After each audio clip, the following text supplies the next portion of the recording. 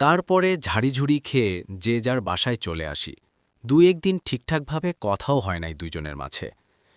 কিছুদিন পর সবকিছু স্বাভাবিক হলো। জুটিয়ে চলল প্রেম ফোনের মাঝে। তখন দুজনের মনে একটাই বাসনা, কখন দেখা করব, কখন দেখব একজন আরেকজনকে। সেই ভাবা সেই কাজ। দেখা করার ডেট ফিক্সড করলাম ২০২১ সালের ১৮ মার্চ। দেখা করলাম, গল্পও করলাম। কিন্তু সেই দিন আমাদের মাঝে দূরত্ব অনেক বেশি ছিল। কাছা বসার পরেও যেন মাঝখানে প্রায় ৩ ফিট খালি ছিল। প্রথম দেখা তো, তাই দুজনেই লজ্জাবোধ করছিলাম। যদিও ঘণ্টা দুয়েক পরে সেই দূরত্বটা ১ ফিটে এসেছিল।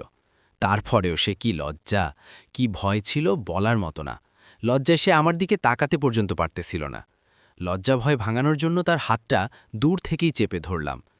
উফ, কি অনুভূতি! সেই অনুভূতির কথা বলে কাউকেই বোঝানো যাবে না। কিন্তু সে আরও ভয় পেল, লজ্জায় হাতটা সরিয়ে নিল। তখন যা একটা রাগ হয়েছিল, কিন্তু রাগ দেখালাম না, কারণ তখন তাকে বুকে জড়িয়ে ধরার খুব ইচ্ছে হচ্ছিল। কিন্তু সে আর হলো না, কারণ সন্ধ্যা হয়ে আসছিল।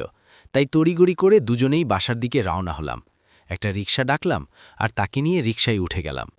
কি বন্ধুরা, চলবে? তাহলে কমেন্টে জানান।